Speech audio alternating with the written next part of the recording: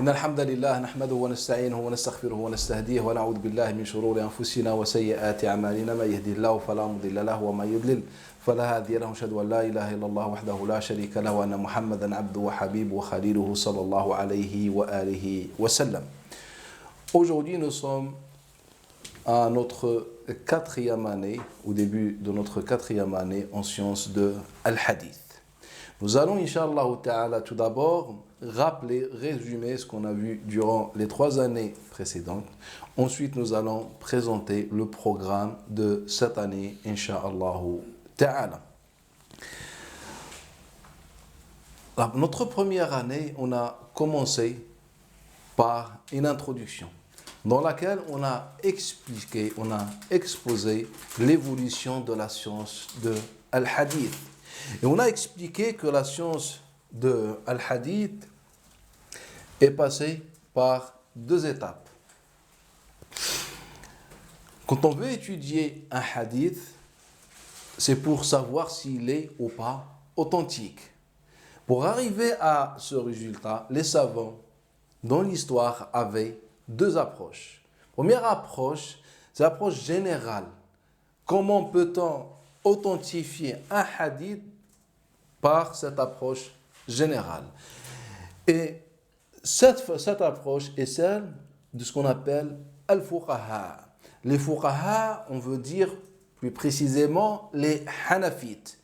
Les hanafites, mais aussi l'imam Malik et certains malikites et d'autres savants du hadith. Les premiers savants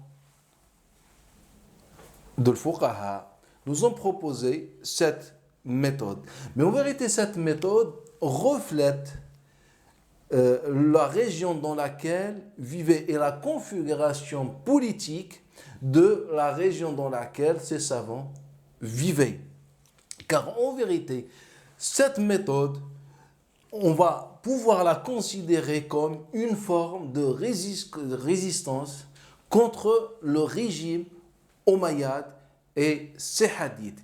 Car cette approche va être à la fois générale, mais aussi elle va utiliser des éléments que le régime omeyyade rejetait ouvertement. Et c'est pourquoi on trouve une grande proximité entre cette façon et la façon des compagnons, les compagnons qui vivaient de manière générale en Irak ou bien dans la région de Al-Koufa. Cette approche générale, elle commence par étudier Al-Hadith en faisant des comparaisons. La première comparaison, Al-Hadith et le Coran Al-Karim. Si le hadith ne contredit pas le Coran Al-Karim, c'est que le hadith est bon. Et si le hadith contredit le Coran Al-Karim, tout simplement, le hadith n'est pas bon. Deuxième approche, c'est le hadith contredit la sunna. Comment peut-on dire un hadith contredit la sunna? En vérité, quand on a étudié cette période, c'est-à-dire le 1er et début du 2e siècle, on s'est rendu compte que les musulmans adoptaient 2 sunnas radicalement différentes. La sunna à travers les hadiths que propageait le régime omeyyade et la sunna que reconnaissaient seuls les gens de Al-Koufa et leurs compagnons. Et donc, dans cette approche nous dit que si le hadith est compatible à la sunna qu'on connaît tous de Nabi alayhi salatu wassalam, c'est que le hadith est bon. Et si le hadith contredit cette sunna connue, eh bien le hadith n'est pas tout simplement bon. Troisième chose, la manière dont on rapporte le hadith. Si on parle d'un hadith qui étudie un sujet fréquent, un sujet répandu, un sujet connu à tout le monde. Alors que le hadith n'est rapporté que par un seul transmetteur. Cette approche nous dit que le hadith est douteux. Car comment peut-on affirmer que l'islam à travers le Nabi sallallahu alayhi wa sallam, est venu pour réformer le monde, pour changer le monde et sur des sujets qui touchent tout le monde, il n'a rapporté qu'un seul hadith discrètement. Ça contredit l'esprit de ce qu'on appelle le message et la prophétie. Et donc, eux, ils appellent ça umum al-balwa. Ils appellent ça umum al-balwa. Ensuite, ils rajoutent et ils disent, et si le hadith se fait rejeter par la Ummah, il n'est pas pratiqué par la Ummah de l'islam, c'est que ce hadith-là est venu postérieurement au vrai hadith, c'est-à-dire on ne le prend pas. Et ils ont appelé ça talaqil Ummah bil qaboul, l'acceptation de la Ummah. Il faut que la Ummah l'accepte, il faut que la Ummah l'applique. Ensuite, ils disent il faut que le hadith ne soit pas en contradiction avec le raisonnement al-qiyas, le raisonnement. Généralement, ce sont les 5 points qui composent cette approche. Mais en vérité, en étudiant ces 5 points, on a constaté que ce n'est pas seuls les Hanafites ou les premiers Hanafites qui adoptent cette approche, mais aussi d'autres savants qui ne sont pas du tout Hanafites. Sur leur tête, on a vu que l'imam Malik partage tous les éléments de cette approche. On a vu que Malik mettait en comparaison le hadith avec le Coran al-Karim. Que l'imam Malik a rejeté de nombreux hadiths qui contredisaient la pratique prophétique rapportée de Nabi. L'imam Malik a beaucoup utilisé l'acceptation de la Ummah. Et d'ailleurs, il a souvent dit, lorsque le hadith n'est pas pratiqué par la Ummah, c'est que le hadith a quelque chose d'anormal. Et d'ailleurs, l'imam Malik, c'est lui qui a déjà mis en place la contradiction entre le hadith et le raisonnement. Donc nous, à la première année, on avait étudié cette approche générale. C'est vrai qu'on s'est penché beaucoup sur cette méthodologie. C'est pas car on était d'accord avec cette approche ou d'accord à 100% avec cette approche, c'est parce que cette approche a été pratiquement bannie par les savants musulmans, ici même par les écrits et également par les Hanafites eux-mêmes. Quand vous prenez aujourd'hui les Hanafites et depuis pratiquement l'arrivée de Muhammad ibn Hassan al-Shaybani qui était l'élève de l'imam Abu Hanifa, vous allez vous rendre compte que cette approche a commencé à se faire rejeter par les Hanafites eux-mêmes en faveur de la science du hadith classique que nous avons étudié la deuxième année. Donc la science du hadith est venue avec cette vision. Bien sûr, on a profité d'étudier l'indication du hadith, ou bien est-ce que le hadith indique, est-ce que le hadith ahad unique donne une certitude ou pas. On a étudié aussi le statut de hadith ad-da'if de manière générale. Donc de manière générale, c'est ce qu'on a étudié. Et sur chaque point, on a donné un exemple sur des hadiths qui contredisent Al-Qur'an Al-Karim. Parmi les hadiths qui contredisent le Qur'an Al-Karim, par exemple, le pèlerinage. Allah Ta'ala a toujours parlé des 4 mois sacrés durant lesquels on fait le pèlerinage. C'est vrai ou pas? Quand vous lisez le Qur'an, quand vous lisez Surat Al-Tawbah, on parle des 4 mois sacrés. Alors qu'en même temps, on trouve le hadith qui est dans le Bukhari, le hadith d'Ibn Abbas connu, ou d'Ibn Omar plutôt, dans lequel le prophète aurait dit les mois du pèlerinage sont deux points. 2 mois et 10 jours. Al-Qur'an nous le dit. Les mois du pèlerinage sont 4. Le hadith, il dit le contraire. Il nous dit les mois du pèlerinage, 2 points, 2 et 10 jours. Allah Ta'ala il nous dit Al-Hajj ashhurun ma'lumat faman farada fihinna al-Hajj. Il nous dit le pèlerinage a des mois connus, c'est-à-dire les 4 mois, et quiconque a fait le pèlerinage pendant ces mois, ou durant ces mois. Donc le texte est clair du Coran, qu'à n'importe quel moment de ces 4 mois, quiconque fait le pèlerinage, Allah Ta'ala est dans la suite. Voilà comment il doit se comporter, etc. Alors que le hadith, il nous dit que le pèlerinage ne se fait que pendant ces 2 mois et se termine les 10 derniers jours, Arafat, etc. Vous connaissez l'histoire. Et donc ce hadith contredit de manière ouverte le Coran al-Karim, sachant qu'au 1er siècle, les musulmans faisaient le pèlerinage tout le long de l'année. Toute l'année, ils faisaient le pèlerinage. Mais vous allez vous posez à vous-même la question. Et Arafat? Mais on n'a qu'une seule Arafat dans l'année. En fait, c'est la question, mais la question de Arafat, nous allons l'étudier dans l'histoire, etc. et comprendre comment Arafat a évolué avec beaucoup de points qui sont relatifs au pèlerinage. Donc, on a donné pas mal d'exemples sur des hadiths qui contredisent, selon ces savants, Al-Qur'an Al-Karim. On a donné également des hadiths qui contredisent la sunna du prophète alayhi as-salatu salam. Parmi ces hadiths-là, le hadith qui appelle à faire la prière de pluie en temps de sécheresse. Et la sunna connue à tout le monde, c'est que le Nabi, à chaque fois il y avait une sécheresse, il a fait dua, il n'a jamais rien dit d'autre aux musulmans.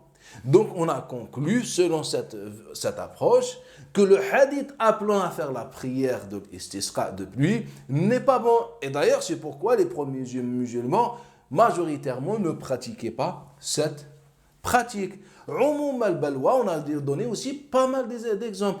Parmi ces exemples, c'est celui qui touche sa partie intime. Est-ce que le toucher invalide ou pas les ablutions? Et on a découvert que le seul hadith qui existe sur l'annulation des ablutions, c'est le hadith d'une femme. Alors qu'Allah Ta'ala, il parlait de la partie intime des hommes. Plus de cela, cet acte-là touche tous les hommes, tous les musulmans. C'est fréquent, c'est pratiquement quotidien.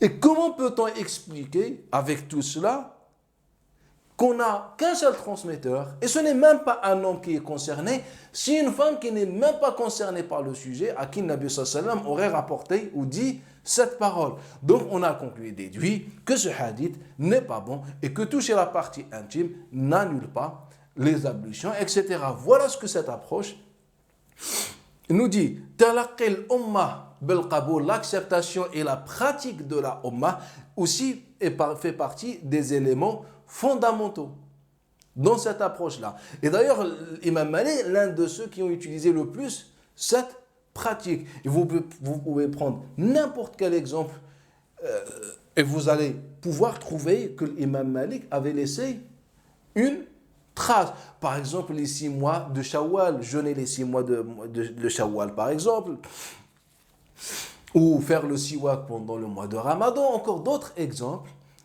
que la Ummah de l'Islam n'a pas pratiqué, que la Ummah de l'Islam n'a pas accepté. Ces hadiths ont été rejetés car ils contredisent ce point. Et à la fin, la contradiction avec Al-Qiyas, le raisonnement. Il y a certains pratiques qui contredisent Al-Qiyas, comme par exemple laver les mains ou bien les assiettes 7 fois lorsque les chiens les lèchent, par exemple. Ça contredit chez certains savants Al-Qiyas, c'est pourquoi que ce hadith a été rejeté. Et durant cette année, on a fait une introduction sur l'écriture de Al-Hadith et on s'est posé une question simple. Est-ce qu'en islam, est-ce à l'époque du prophète sallallahu alayhi wa sallam, les musulmans ont écrit le hadith du prophète? Et on a exposé les 2 théories connues. La première théorie qui dit que le prophète sallallahu alayhi wa sallam a interdit l'écriture de l'hadith. Deuxième théorie, que le prophète sallallahu alayhi wa sallam a permis l'écriture de al-hadith. Et on a exposé le hadith le plus célèbre en la matière, c'est le hadith de Abu Sa'id al-Khudri. Abu Sa'id al-Khudri. Et après avoir étudié les transmetteurs du hadith de Abu Sa'id al-Khudri, dont Ata ibn Yasar, dont Abu Nadra al-Sa'di et les autres, on a déduit que ce n'est pas le prophète sallam qui a dit ce hadith, mais que c'était plutôt Abu Sa'id al-Khudri. Et Abu Sa'id al-Khudri avait dit à ses élèves que faites comme moi je n'écrivais pas al-hadith, vous n'écrivez pas al-hadith. Et on avait évoqué aussi en bref le hadith de Abu Huraira et l'autre hadith aussi sur le sujet, mais qui sont venus beaucoup plus tard et qui ne sont pas authentiques aux yeux de même les savants du hadith. Le hadith de Zayd Ibn Thabit, dans lesquels Nabi aurait interdit l'écriture de al-hadith. Ensuite, on a exposé les hadiths affirmant que des compagnons ont écrit à l'époque du prophète et après l'époque du prophète alayhi salam, pour expliquer que c'est à l'initiative de ces compagnons que ces hadiths ont été écrits et que Nabi sallallahu alayhi wa sallam a gardé une position neutre. Bien sûr, ce point, il faut le croiser avec les résultats de nos études dans la science de Usul al-Fiqh lorsqu'on a étudié le concept de la sunna. En Usul al-Fiqh, je rappelle rapidement, vu que là, le sujet est fondamental, lorsqu'on a étudié les arguments les textes en islam, quand on a fait l'introduction sur le Coran, on avait fait aussi une introduction sur la sunna avant qu'on étudie les 4 éléments nécessaires dans les études des textes. Lorsqu'on a fait l'introduction de la sunna, on a parlé de plusieurs points. La sunna dans le Coran al-Karim est-elle un argument? La sunna dans le hadith est-elle un argument? C'est-à-dire, y a-t-il des hadiths qui affirment l'existence d'une sunna, etc., comme une source islamique? Et on a étudié ce point. Ensuite, la sunna aux yeux des compagnons. Est-ce que les compagnons avaient affirmé l'existence de la sunna? Et en parlant des compagnons, on a parlé de 2 catégories de compagnons. La première catégorie des compagnons, les grands compagnons et les petits compagnons, c'est-à-dire les anciens et les plus petits, les récents. Les grands compagnons, on a prouvé en étudiant toutes les fois où des compagnons ont parlé de la sunna, où ils ont attribué aux grands compagnons la sunna, on a prouvé, après avoir étudié l'ensemble des cas existants dans le patrimoine islamique, que la sunna pour eux, c'était la politique de Omar ibn Khattab et la politique des gouverneurs, c'est-à-dire parmi les compagnons, les 4 premiers gouverneurs. C'est ce qu'on a prouvé par les témoignages et les sources. Et on a déduit que les premiers compagnons, les grands compagnons, ils n'avaient pas la notion de la sunna. Ils n'avaient pas l'idée d'aller chercher le hadith de Nabi ou s'intéresser à ce que Nabi sallam a dit ou je ne sais pas. Ce n'est pas une conclusion qu'on a déduit nous-mêmes, mais c'est ce qu'on a constaté dans les paroles des compagnons. À chaque fois, ils nous ont dit sunna, voilà ce qu'ils voulaient dire. Et en aucun moment, on a vu ces grands compagnons essayer de chercher, de rapporter un hadith ou dire un hadith, etc. Ce qu'on a étudié ensemble. Après les petits compagnons, c'est chez eux qu'on a commencé à trouver la sunna, le prophète a dit, etc., etc. Ce point, il faut le croiser avec ce qu'on avait dit concernant l'écriture de al-hadith. Et donc, c'est ce qu'on a vu ensemble à la première année de ilm al-hadith. Ensuite, la deuxième année, on avait abordé l'approche détaillée. La première année, c'était l'approche générale. Deuxième année, l'approche détaillée. Qu'est-ce qu'on entend par l'approche détaillée? Tout simplement, la science du hadith, ilm al-hadith.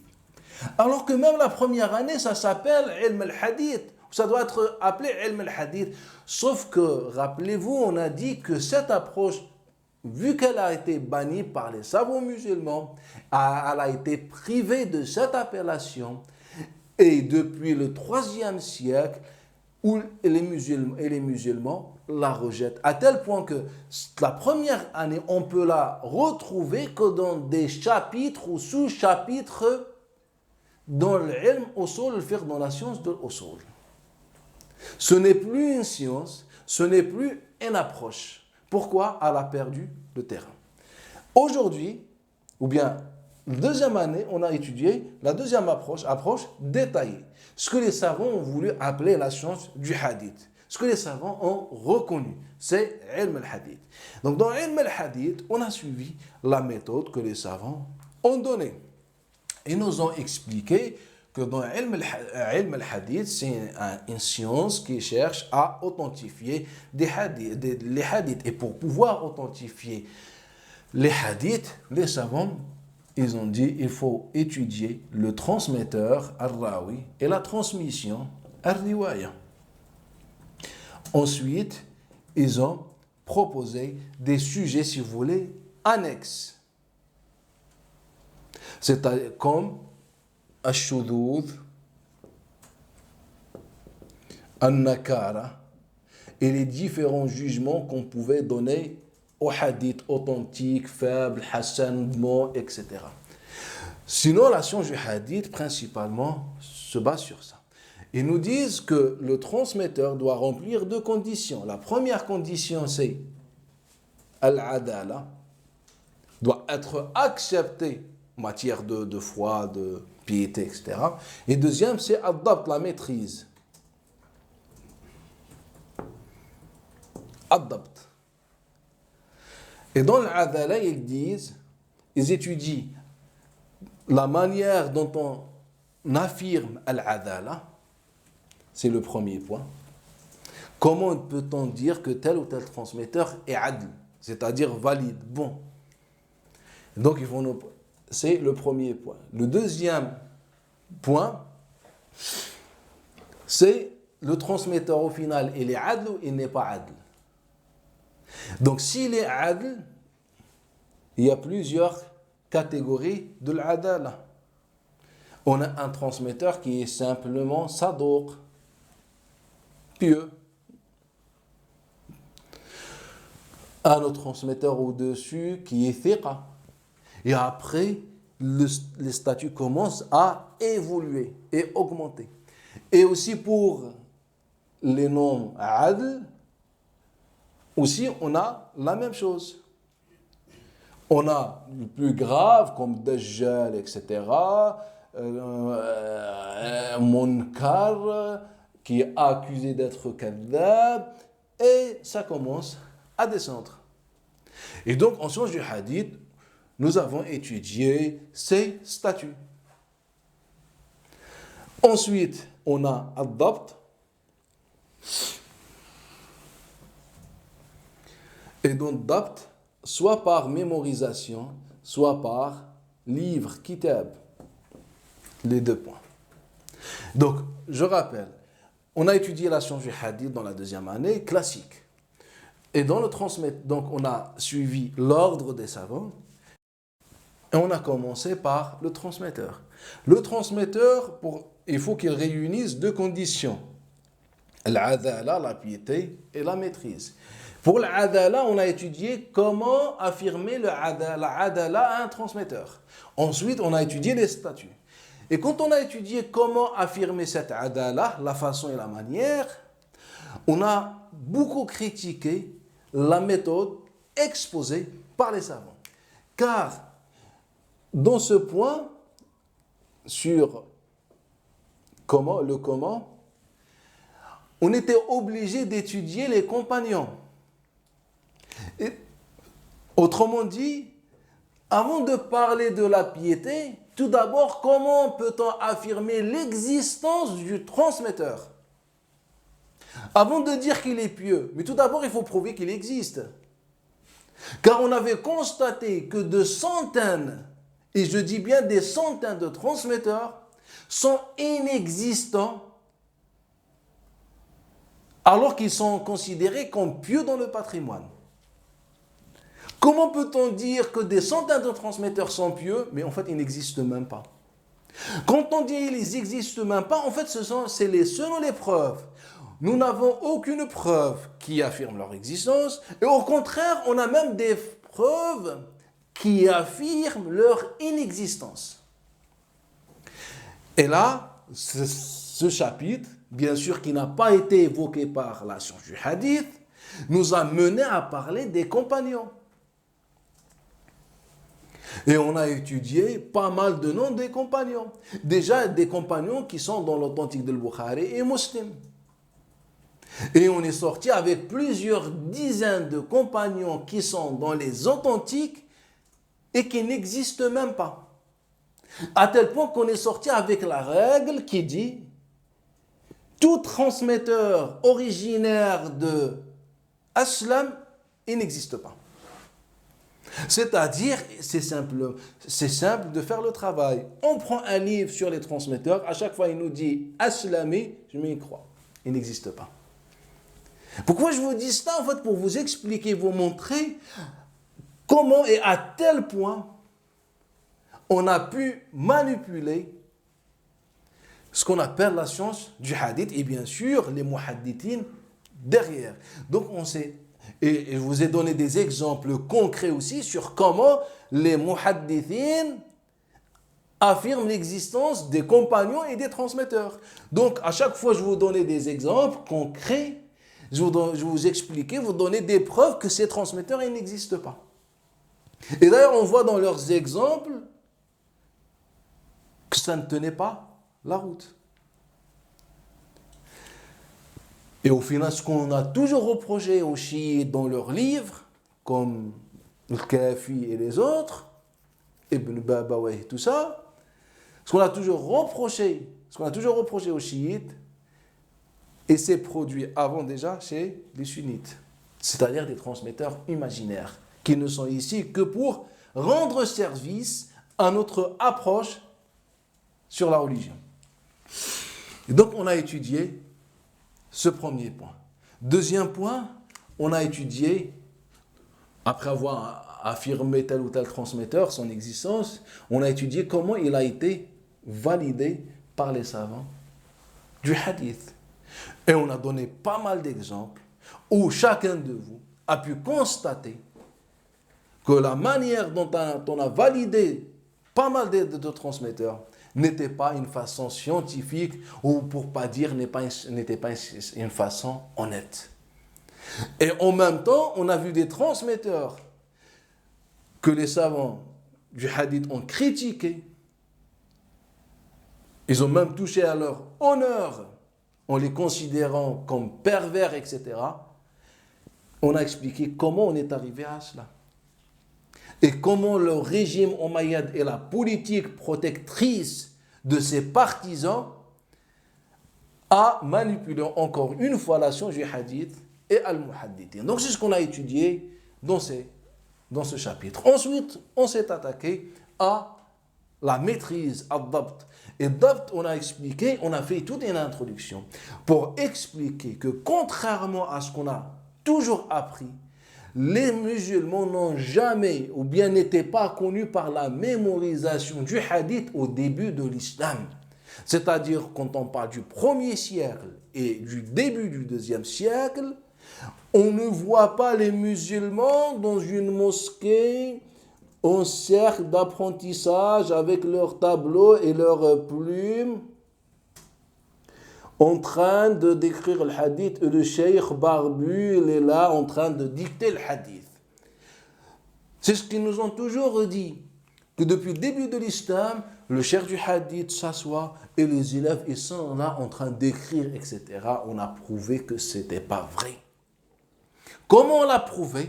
Tout simplement, on a fait des études historiques, on a révisé notre histoire et on s'est rendu compte que ce n'était pas vrai.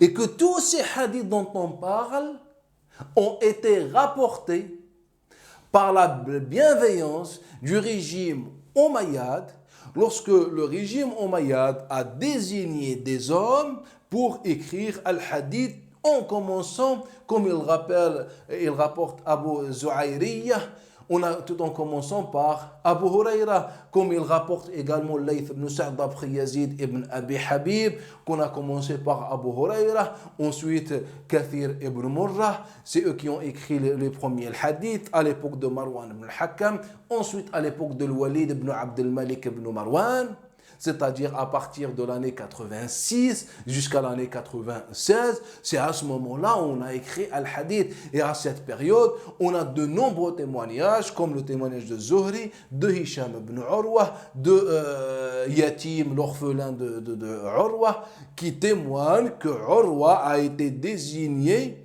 ou convoqué par le Walid ibn Abd al-Malik pour lui écrire les hadiths des épouses de Nabi et les hadiths des Mekwa et des Médinois. Et c'est à ce moment-là où Urwa il a écrit les livres de Sira. Ensuite, il vient Zuhri, à qui on va demander d'écrire al-Hadith. C'est aussi à l'époque de Walid ibn Abd al-Malik. Ensuite, à l'époque de Sulayman ibn Abd al-Malik. Ensuite, à l'époque de Omar ibn Abd al-Aziz. Ensuite, à l'époque de Hisham ibn Abd al-Malik. Pendant tous ces régimes-là du régime Omeyyade, on va à chaque fois réveiller au Zuhri, écrire le hadith. C'était une machine de fabrication de hadith. Et tous les témoignages rapportent que tous ceux qui écrivaient le hadith ne le faisaient pas comme on a toujours appris l'islam, le partage, l'amour, l'apprentissage, mais c'était vraiment pour un salaire que même les riches, les milliardaires d'aujourd'hui ne rêvent même pas dans leurs rêves. On parlait des tonnes de pièces d'or annuelles. Trouvez-moi aujourd'hui le milliardaire de la terre s'il possède des tonnes par an d'or. Ça, on le donnait à ceux qui nous écrivaient le hadith et on a des témoignages notoires. Et même si parfois ces gens refusaient, ils étaient obligés et ils ont reconnu qu'ils ont été parfois forcés à écrire al-hadith. C'est de cette façon que le hadith s'est propagé. Donc on a d'autres témoignages qui viennent comme celui de Ibn Uyayna, de Ma'mar, de Yunus ibn Yazid et encore d'autres qui nous expliquent comment ces hadiths qui ont été écrits, rédigés au palais des rois, des gouverneurs, comment ils ont été partagés, envoyés dans la terre islamique. Et comment ils ont été dictés au public, aux simples musulmans, afin de toucher le maximum de musulmans. C'est de cette façon que le hadith a été rapporté. Donc on a fait toute une étude sur ce point. Et on n'a pas trouvé des gens qui mémorisaient al-hadith au début, etc. Et c'est les quelques traces qui sont là ne tiennent pas la route.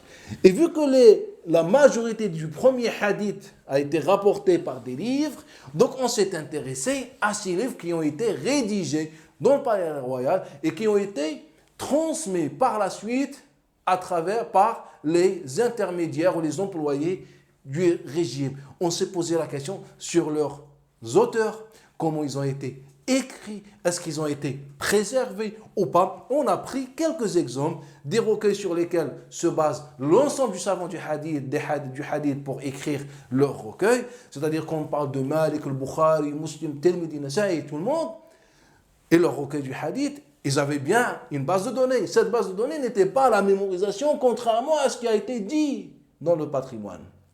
Mais on a prouvé que c'était les livres. Nous, on a étudié leurs sources. On s'est rendu compte qu'une très bonne partie des sources sur lesquelles se sont basés les savants du hadith pour écrire leurs recueils n'étaient pas fiables et ils étaient falsifiés à un point important.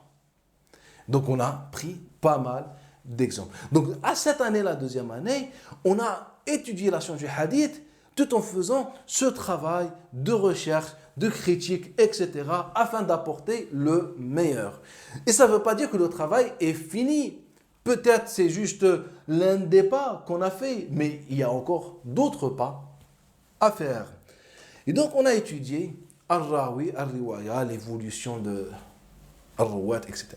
Donc Al-Riwaya, deuxième point, c'est la transmission. Et dans la transmission, c'est-à-dire d'étudier la continuité et le lien entre chaque transmetteur, entre les transmetteurs. Ce qu'on appelle ittisal, la continuité de la riwaya, de la transmission du texte. Et là, donc, après avoir exposé les éléments que les savants ont donnés, on a donné notre vision sur la question. Et ce point nous a poussé à étudier ce qu'on appelle al-tadlis, al-inqita' et al-ittisal. Al-ittisal, c'est la continuité. Al-inqita' lorsqu'il y a une coupure. Et al-tadlis lorsqu'il y a une manipulation de la part d'un transmetteur dans la transmission. Et en étudiant ces points, on s'est rendu compte que la parole, l'expression sur laquelle se base l'ensemble des savants du hadith pour authentifier en toute sérénité le hadith ne tient pas la route. Et il s'agit de la parole haddathani.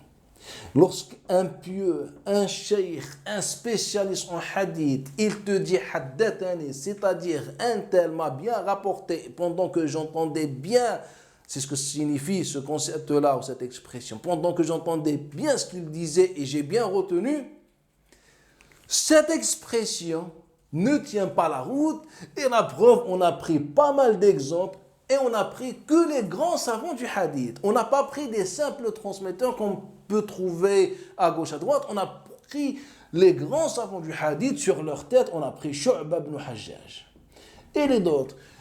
Et d'ailleurs, sur Shu'ba, on a exposé pas mal d'exemples des hadiths de Shu'ba dans lesquels c'était lui qui était à l'origine de Haddathani. C'est-à-dire, quand je vous dis Shu'ba, il rapporte d'après son cheikh. Et que son cheikh rapporte d'après son cheikh, voilà, le prophète, il est là. Lorsque je trouve ce Haddathani ici, les savants du hadith, ils se sont basés sur ça pour dire qu'il y a bien une continuité, que le hadith est bon. Car la première étape, c'est le transmetteur, il est bon ou pas. Donc malgré la manière, à mon sens, superficielle, la manière aussi, qui est loin de tout aspect scientifique, mais c'était plus de la confiance, etc.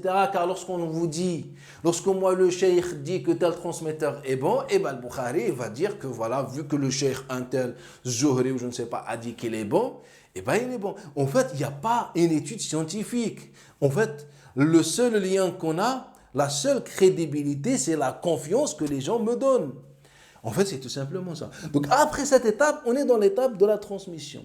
Maintenant, lorsque les savants du hadith trouvent m'a rapporté, j'ai entendu, etc., j'ai bien compris, j'ai bien saisi, j'ai bien retenu ce qu'il a rapporté, et bien pour eux, il s'agit du hadith le plus authentique en islam. Mais nous, on a prouvé qu'à chaque fois on trouvait haddathani, c'était les transmetteurs à l'époque de la formation de ce qu'on appelle la science du hadith, c'est eux qui mettaient le mot haddathani. Et d'ailleurs, en étudiant Shu'ba, on a trouvé que Shu'ba était souvent derrière le mot haddathani.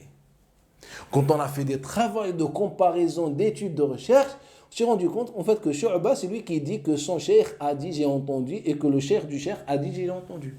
C'est-à-dire que haddathani n'a aucune valeur ici. Ça a été rajouté, c'est juste un mot qu'on a écrit. Et donc, on a commencé d'étudier et de prouver que tout ce qu'on appelle chaîne de transmission continue, mutasila, etc., ne tient pas la route. Et on a donné pas mal d'exemples. Donc, voilà, de manière générale, on a exposé la science du hadith classique. Ensuite, à la 3e année, on a commencé notre méthodologie, notre tariqa, façon ou approche sur l'étude de Al-Hadith et on l'a exposé pendant une année en expliquant au début les raisons pour lesquelles on a proposé une méthodologie. Donc, On s'est basé sur ce qui a été fait durant les 2 années précédentes. On a rajouté d'autres raisons pourquoi on a fait ce travail. Deuxième point, on a exposé la méthodologie. Troisième point, on a donné des exemples de comparaison. C'est-à-dire, si on est arrivé à cette conclusion, regardez la science du hadith classique et sa conclusion. Et on faisait des comparaisons entre les résultats entre nos résultats et ceux de la science du hadith pour renforcer la raison pour laquelle, ou les raisons pour lesquelles on a exposé cette méthodologie et on a constaté que cette méthodologie filtre et exige plus de conditions, d'éléments, etc. pour arriver vraiment à ce que le Nabi sallallahu alayhi wa sallam a dit ou a fait. Mais ça ne veut pas dire que notre méthodologie était parfaite ou est parfaite.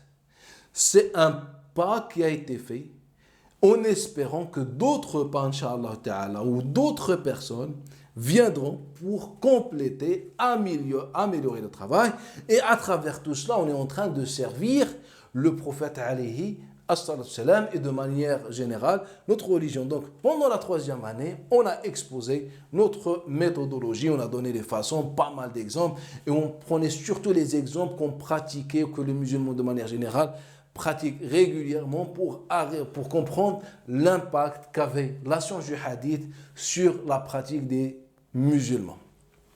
Cette année, bi'idnillahi ta'ala, c'est la 4e année. Durant cette année, nous allons étudier le nectar de ce qui a été fait durant les 3 années précédentes. Je veux dire par là les écrits du hadith. C'est-à-dire, on va parler de la nature de l'écriture du hadith à l'époque de Bani Umayya. Comment le hadith a été écrit de Bani Umayya. Le sujet qu'on a déjà étudié ensemble. On va le compléter. Deuxième point, et c'est notre objectif, la manière dont le hadith a été écrit à l'époque de Bani Abbas, et c'est l'époque aussi, c'est une époque qui est importante. L'époque de Bani Umayya, c'est l'époque source, c'est la source des hadiths. Mais l'époque de Bani Abbas, c'est l'époque où ces hadiths se sont propagés. C'est à cette époque qu'on a écrit les recueils du hadith qu'on connaît aujourd'hui. C'est à cette époque qu'on a entendu parler de Malik, de Abd al-Razzaq, Ibn Abi Shayba, Nasa'i, Ahmed ibn Hanbal, Shafi'i et les autres muhaddithin. Donc nous, Inch'Allah Ta'ala, nous allons beaucoup insister sur cette époque. Qu'est-ce qu'on va faire? On va commencer par étudier, à travers une introduction, l'histoire du hadith à l'époque de Bani Abbas. On a expliqué à Bani Umayya comment le hadith s'est inventé, sur quelle base de données, pour quel objectif, les régions. On a cartographié les régions selon les hadiths et leurs thèmes choisis, etc., politique, tout ça. Et là, il nous reste le régime de Bani Abbas. Sauf que l'approche à cette époque va être un peu différente car on n'est plus dans la même configuration. Donc on va étudier comment le hadith, ou bien l'histoire du hadith de Bani Abbas. Et quand on dit l'histoire, la première chose, al-masdar, la source. Est-ce qu'on parle de la même source que celle de Bani Umayya? Ou bien est-ce que les Bani Umayya sont la source du hadith de Bani Abbas? Ou est-ce que Bani Abbas ont d'autres sources? C'est fondamental. Donc on va parler de la source du hadith. On va parler de al-kharita, la carte de hadith de Bani Abbas. Quand on parle de al-kharita, on parle de 2 choses. Des personnages, al-ashkhas, et on parle également de al-manatiq, les régions. Pour comprendre al-hadith. Ensuite, on va parler des recueils du hadith, Kutub al-Hadith. Quand on parle du Kutub al-Hadith, on va les mettre dans l'ordre chronologique. Le premier livre, le deuxième livre, troisième livre, et chaque livre sera étudié indépendamment. Donc, en même temps, donc, on va étudier Tartiban, selon l'ordre chronologique. On va étudier en même temps les recueils qui n'existent pas. Car beaucoup de savants, on prétend qu'ils ont écrit des hadiths, des livres des hadiths. Soit ces livres, ils existent jusqu'à ce jour-là, soit ils ont disparu depuis le premier jour. On va étudier ce point pour savoir qui a écrit quoi et qui n'a rien écrit. C'est un point qui est fondamental. Donc nous allons étudier ces livres-là. Naam. La période abbasside, c'était la période abbasside hanbalite ou toute la période abbasside? Non, on parle de la période de Bani Abbas durant laquelle on a écrit les recueils du hadith. On va parler depuis l'année 130 jusqu'à peut-être le 3e siècle, la fin du 3e siècle, c'est-à-dire l'année 300 environ. C'est pendant cette période qu'on a écrit l'immense majorité des recueils du hadith. Nous, dans l'histoire, donc on va commencer tout d'abord par l'histoire, on va étudier le masdar, les sources, et ce qui est fondamental, car aujourd'hui, la question ce n'est pas si le hadith est authentique ou pas, la question s'il n'est pas authentique, on l'a compris. Maintenant, quelle est sa source? Quelle a été sa source? Comment on a pu inventer ce hadith? Sur quelle base de données? Mais pourquoi on fait cette question? Pour comprendre la société de l'islam et son évolution. Ensuite, on va cartographier ces hadiths, etc. Par la suite, on va étudier les livres. Et notre première question qui sera relevée, abordée, comment peut-on expliquer la montée ou l'apparition de ce qu'on appelle al-Muwatta'at? Pourquoi tous les livres qui ont été écrits pendant la première génération de Bani Abbas s'appellent le Muwatta'? Car on n'a pas que le Muwatta' de Malik, on a pas mal de Muwatta'. Donc on va répondre à cette question qui va surprendre beaucoup de monde, Inch'Allah Ta'ala. Et on va commencer, Inch'Allah Ta'ala, la prochaine fois, par une introduction dans laquelle on va exposer le contexte politique à l'époque de Bani al-Abbas, la présence perse, la présence de ce qu'on appelle al-Shu'ubiyya. إن شاء الله تعالى سبحانك حمدك نشهد أن لا إله إلا أنت نستغفرك ونتوب إليك